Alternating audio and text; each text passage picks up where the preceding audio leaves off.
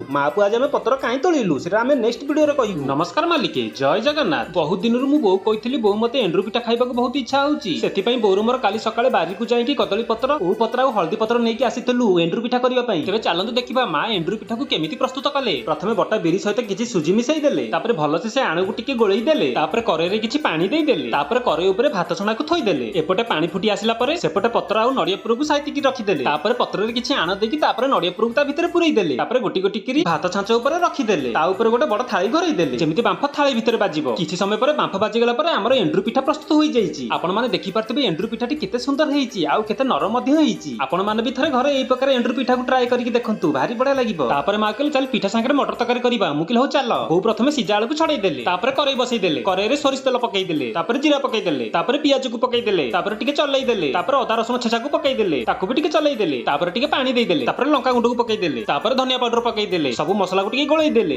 हळदी पकई देले लुण पकई देले पुणी टिके मसला को चलई देले सिझाइतिबा आलू को मसला ऊपर पकई देले सिझाइतिबा मटर को पकई देले सब को चलई देले पानी दे देले किछि समय पर तकारी फुटी आसिया पर ता ऊपर टिके गरम मसला छिंची देले प्रस्तुत हो गला हमर मटर तकारी। आज वीडियो जदि आपन मन भल लागते ताले वीडियो को लाइक करिवो। हां चैनल को सब्सक्राइब कर देबो प्लीज चैनल को सब्सक्राइब करंतु हम मां को सपोर्ट करंतु। देखाबा एक नेक्स्ट वीडियो रे।